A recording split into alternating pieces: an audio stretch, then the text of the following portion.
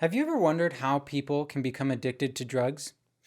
Have you ever wondered why people who are addicted to drugs like alcohol, cocaine, methamphetamine, or heroin can so often and so easily fall into a downward spiral that completely destroys their lives?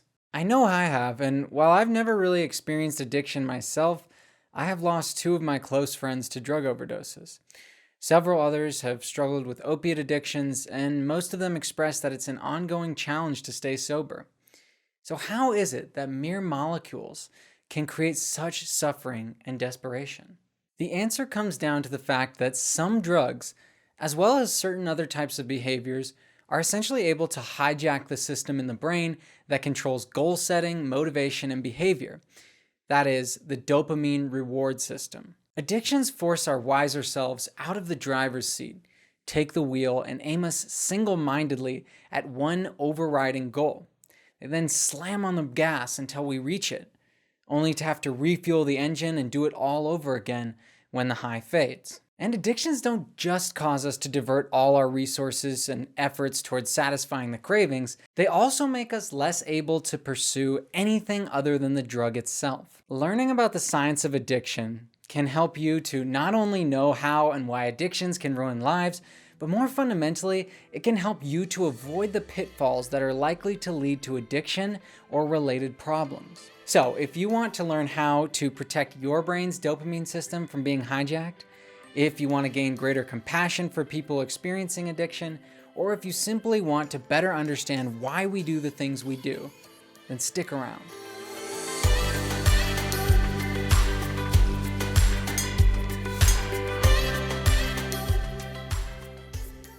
Hey, if we haven't met, I'm Andrew, and this is Sense of Mind. This channel is all about helping you to understand your brain so you can upgrade your mind and improve your life.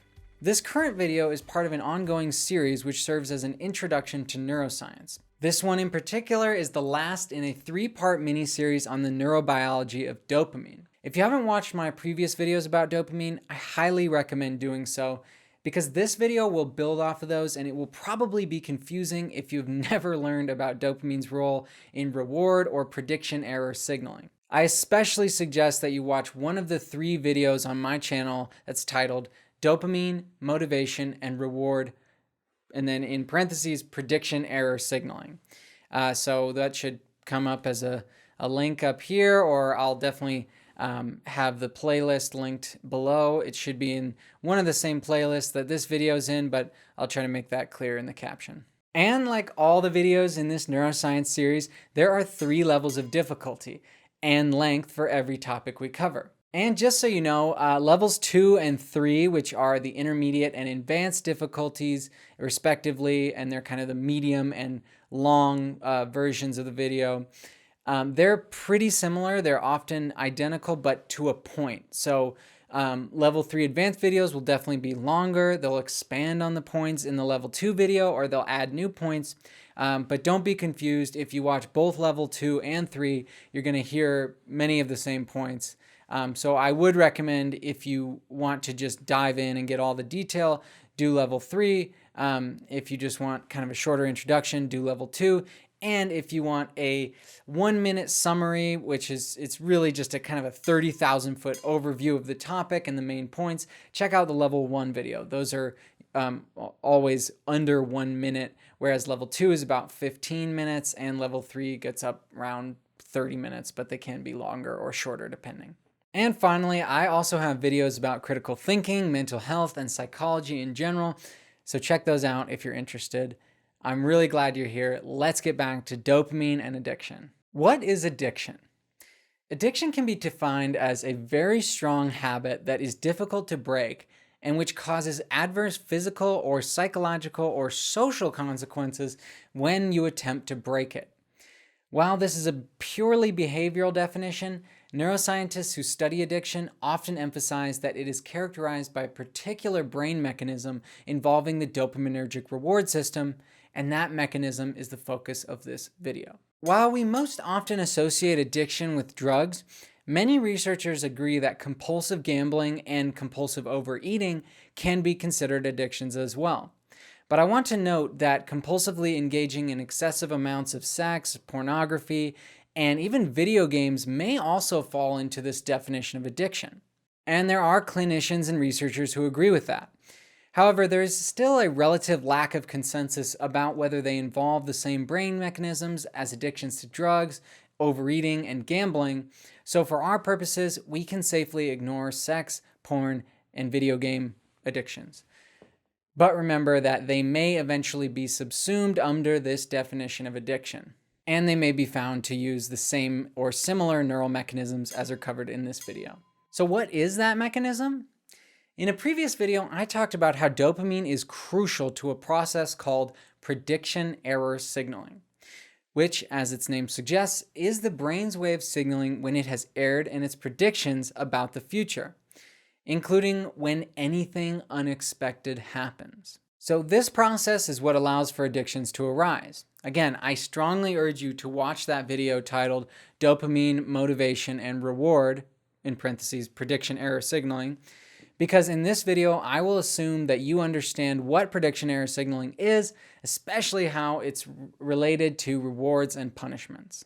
Okay, as a brief recap, as I noted in the videos on prediction error signaling, dopaminergic firing in the mesolimbic dopamine system increases in response to an unexpected reward, as well as in anticipation of an expected reward. I also noted that if an expected reward does not actually happen, if you're predicting that you'll be rewarded but you find out you're wrong, then dopamine signaling does not just go down back to its baseline firing rate, it actually goes way down, almost stopping entirely.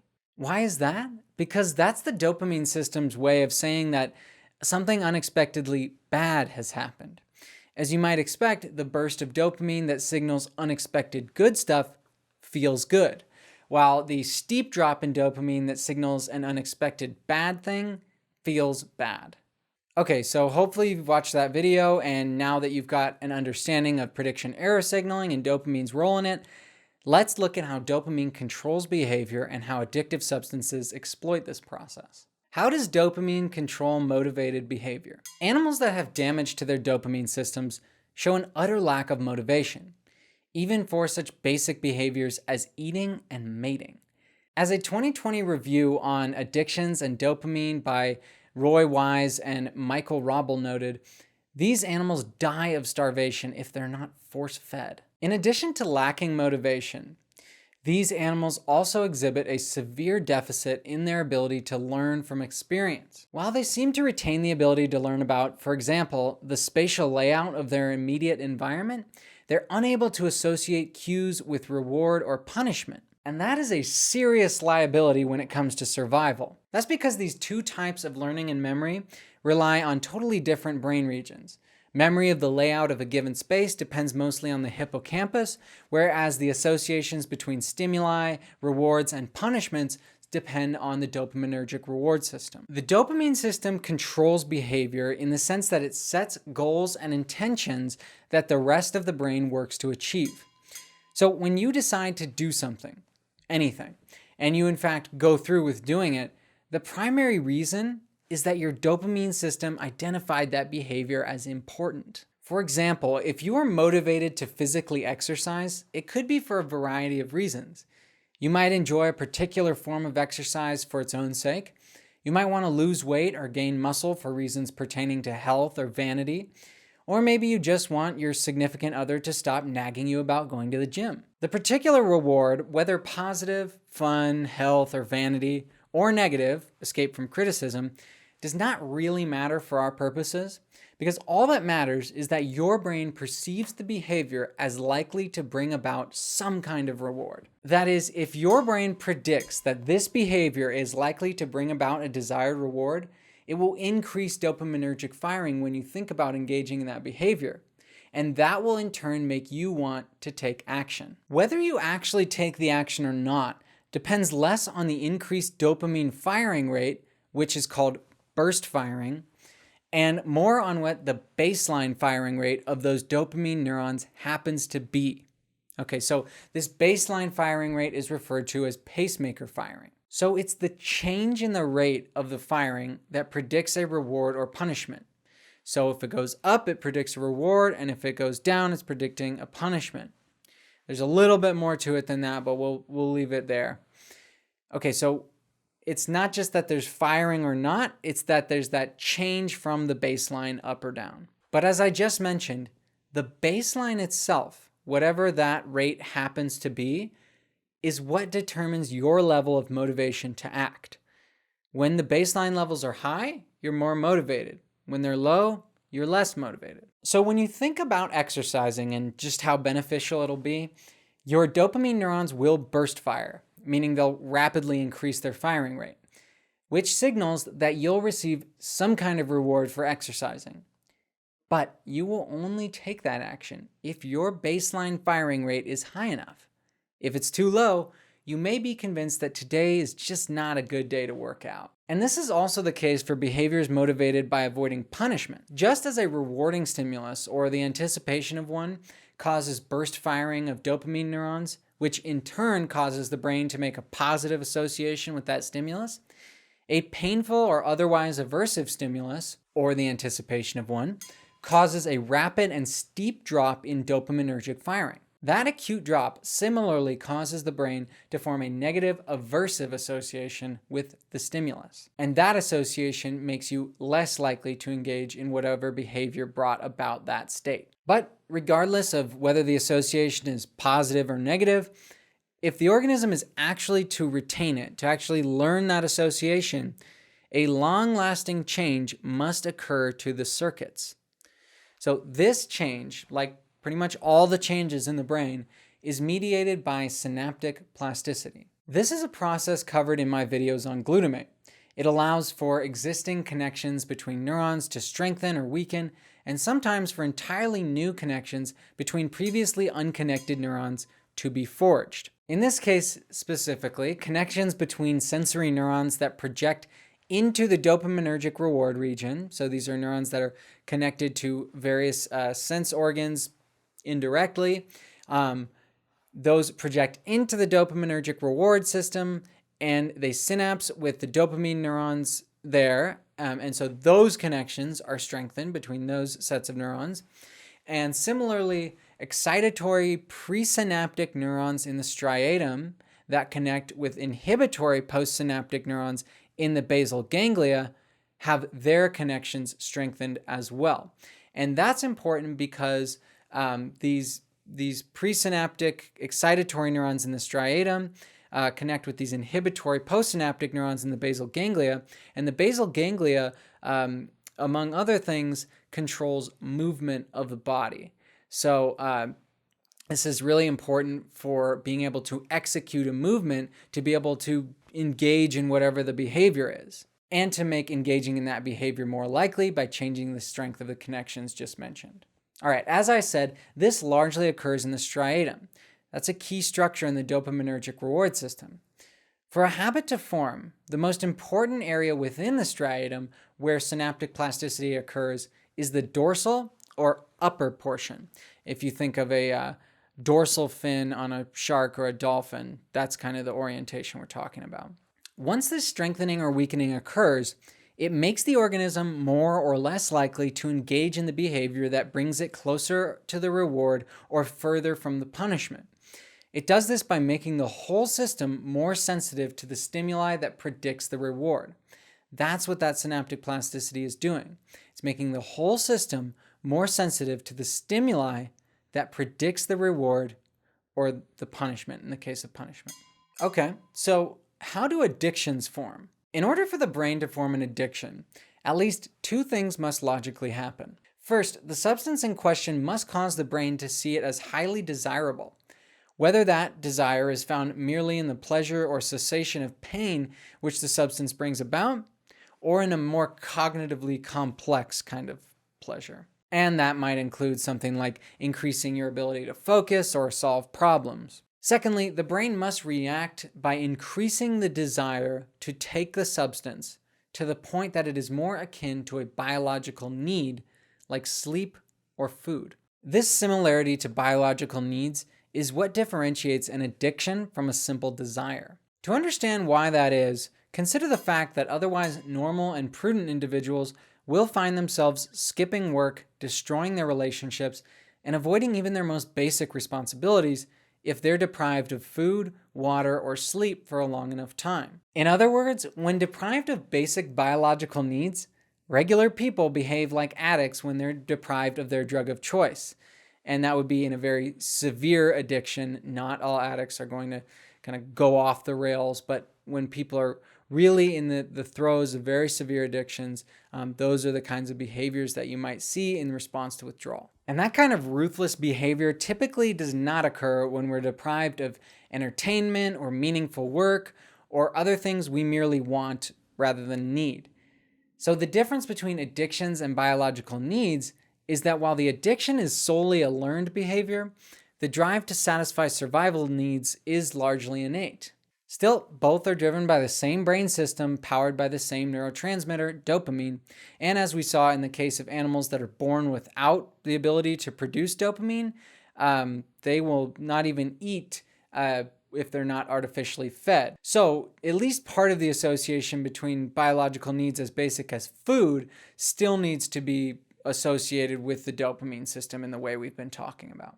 When it comes to addiction, remember that drugs are mere molecules that don't give the organism calories, reproductive opportunities, or anything else that is important for survival or reproduction. Nicotine does not fill your belly, cocaine does not provide you shelter, and heroin does not spread your genes more widely. Yet the brain reacts to them as if that's precisely what they're doing. As an example to see how this works, let's look at how cocaine works. Whether snorted, smoked, or injected, cocaine molecules travel through the bloodstream and into the brain, and many of them diffuse into the dopaminergic reward regions. This is important because cocaine molecules are just the right shape to get lodged into a protein called the dopamine transporter. The dopamine transporter's usual function is to remove extra dopamine from the synapses between neurons. So if you watch the videos on neurotransmission, you'll recognize that the dopamine transporter is a so-called reuptake pump, meaning that it acts like a molecular vacuum and sucks up extra neurotransmitters from between neurons so as to fine-tune the signaling and communication between those neurons. So it's basically helping to remove some of the noise to leave kind of the signal there. It's sucking up extra neurotransmitter that was released by the presynaptic neuron. So when cocaine gets itself lodged in the dopamine transporter protein, the result is that the transporter protein can no longer remove extra dopamine from the synapse.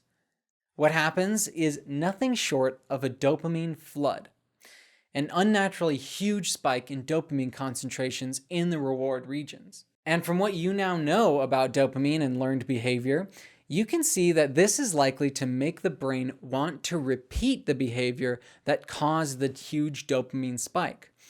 Thus, people addicted to cocaine find themselves with a strong craving to snort, smoke, or inject the substance until the craving subsides, and you can also eat it. Yet, even after ingesting it, it's only a matter of time before that dopamine goes back down to baseline and the craving to consume some more cocaine returns. Scientists have noted that for rats that can take cocaine at whatever pace they prefer by eating it from cocaine-infused food, I believe, they typically choose to take another dose when their dopamine levels fall to roughly double the usual baseline rate. All right, so that's cocaine, but what about other drugs? Do they have similar mechanisms of action? Yes and no, depending on the drug. So for example, amphetamines like Adderall and Ritalin, as well as methamphetamine, are quite similar. But they can be even more powerful than cocaine in some cases, because in addition to reversing the action of the dopamine transporter, meaning that they don't just block it, but they actually cause it to send more dopamine into the synapse, amphetamines also cause the dopamine neurons to release more dopamine by their usual mechanisms. Okay, so I want to share a story, kind of help drive home this point about the differences and similarities between cocaine and meth.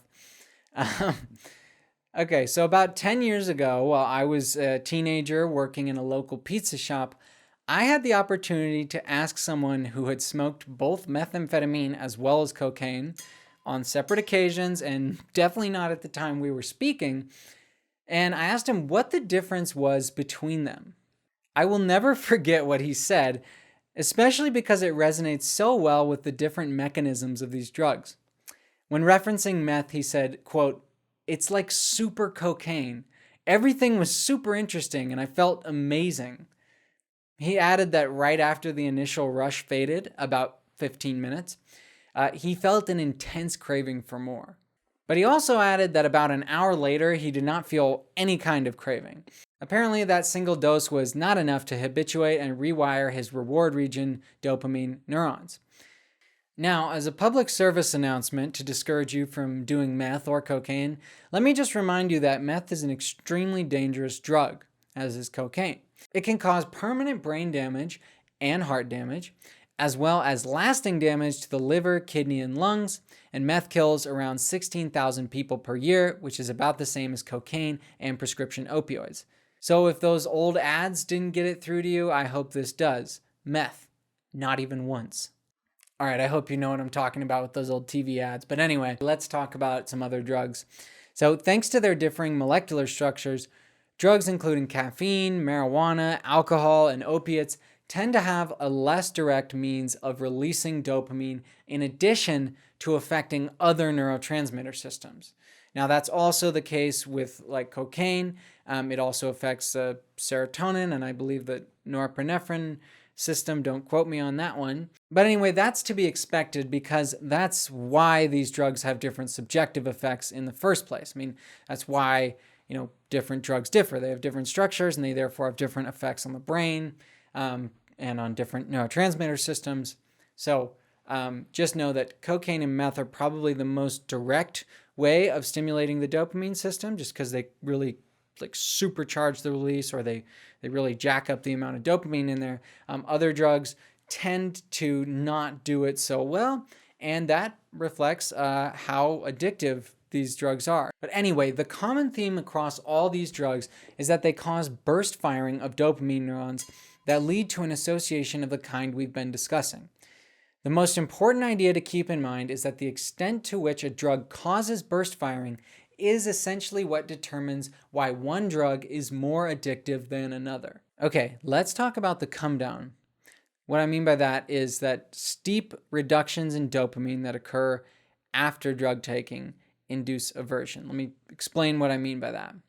So as we noted earlier, when dopamine levels fall, the brain perceives this as something to be corrected or avoided if at all possible. Why is that? Because in normal situations that don't involve addictive drugs, rapidly falling dopamine levels signal that something bad has occurred and so should be avoided. So when someone is addicted to cocaine or any other drug and takes the drug, they then experience a high due at least in part to the burst firing of dopamine neurons, but then they're setting themselves up for an equally intense drop in dopamine. That is, of course, once the drug is used up. That drop is aversive. It is something to be avoided from the dopamine system's point of view, and thus the brain does whatever it must to get out of that aversive state. This brings up kind of a strange question because you might wonder why addicts don't simply quit after the first dose. Why doesn't a drug user just stop after taking that first dose if there's such an intense drop? I mean, after all, that would appear to be the most direct and effective way of avoiding the inevitable drop in dopaminergic firing that occurs after the initial high. Okay, well, the answer is essentially 1, the synaptic plasticity discussed earlier, as well as 2, a shift in the relative concentrations of dopamine receptor types. We're going to talk about each of these in turn. So the first reason is fairly intuitive. That is, because cocaine and other drugs cause such an astronomically high amount of dopamine to be released all at once, they have an unnaturally strong ability to strengthen connections among neurons in the reward regions and the basal ganglia. So the dopamine burst itself inevitably creates a powerful association with the drug, a positive one.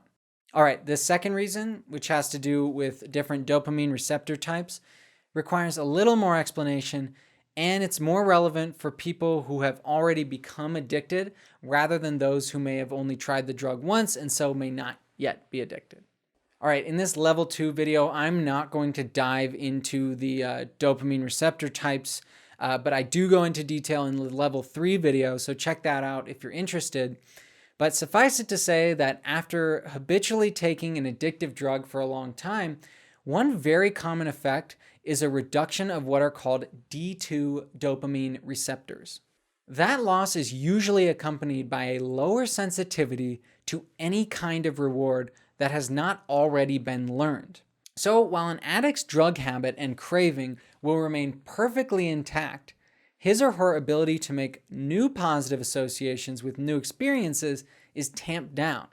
That means that they're less able to pursue anything other than the addictive drug itself. For example, if someone is addicted to cocaine, their brain has already made strong connections and dramatic neuroplastic changes that are likely to stay intact unless this person undergoes some kind of therapy or treatment. Even then, as you may know if you've ever talked to anyone about their addiction, it's not guaranteed that these connections will change, much less go away. But especially in the case of someone who's not seeking therapy whatsoever, part of the reason that they're avoiding therapy may be that their dopamine systems don't predict that they will be rewarded for doing anything other than eating, sleeping, and taking cocaine, and whatever else must be done to repeat that cycle day after day after day. Now, something to keep in mind is that over time, cocaine or whatever drug someone is addicted to becomes kind of old hat. It's not as exciting anymore. It's not even, often for many people, it's not even pleasurable anymore. It's just something that they feel like they have to do. It's a habit. It's a ritual that they must do. And it's just this very strong motivation. Now, again, I'm not personally experienced with addiction, so I'm speaking from what I've read and people I've talked to, who I've known firsthand, who have been going through addictions. But again, I'm not personally experienced, so I don't claim to know what it's like to be addicted. But it's clear, at least from some of the research, that the liking and wanting are different. So an addict can definitely want their drug and yet not even like the effect it has on them, other than relieving that aversive state that comes with that low dopamine and the need to get it back up to the artificially high levels induced by drugs like cocaine. Now, I know that there was a lot of information in this video, and I definitely didn't cover every aspect of addiction and certainly not of dopamine neurobiology. I could probably just continue to make videos about dopamine for the next 10 years and wouldn't really end with any kind of solid conclusion. It would just be lots and lots and lots of information. And I'm going to avoid doing that. I've done 3 videos on dopamine now, and I think I'm going to leave it at that. Now, the next set of videos in this series is going to be about another neurotransmitter system, I believe, and that's slightly uncertain now, but you'll see that come out when it does. Now, I really want to thank you for watching this video, and I'd really like to ask if you have any questions or anything you'd like me to talk about or clarify, or another video you might like me to make about dopamine or other neurotransmitters. I'm happy to make clarifications. If you notice I got anything wrong or you think something I said was questionable, don't hesitate to reach out, to comment, to DM me on Instagram. I'd love to keep this conversation going and really strengthen the community we have here. So anyway, thank you so much for watching.